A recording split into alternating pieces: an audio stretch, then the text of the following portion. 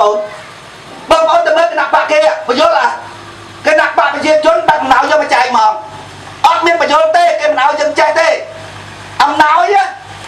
បងប្អូនអាចសុំតថ្លៃបានឡើងច្រើនតិចបានបើថាអំណោយប៉ុណ្ណឹងបងប្អូនមិនសូវពេញចិត្ត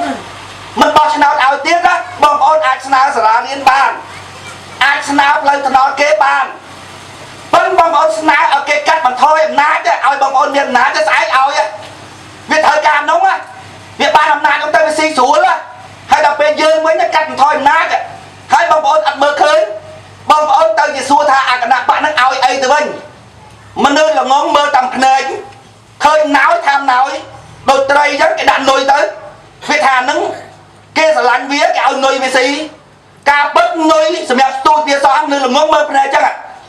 ដល់ពេលមនុស្សឆ្លាតមើលបញ្ញាបងប្អូនមើលយន្តការ8ចំណុចយើងមើលកាត់បន្ថយអំណាចរបស់នាយករដ្ឋមន្ត្រីដើម្បីឲ្យពួកយើងមានអំណាចបងប្អូនមើលយន្តការមើលអញ្ចឹងយន្តការរបស់យើងមើលអញ្ចឹងបានអ្នកយល់បងប្អូននិយាយពីប្រឹងដើរកេះប្រជាប្រដ្ឋទៅយល់ដល់ពេលប្រជាប្រដ្ឋមិនយល់នឹងគាត់ថាម៉េចទេអាគណៈបកនោះឡាយនឹងបានការស្អីនោះអស់លុយមកកណោះហើយទៅធ្វើនឹងគេឲ្យលុយអត់ថាមានឲ្យ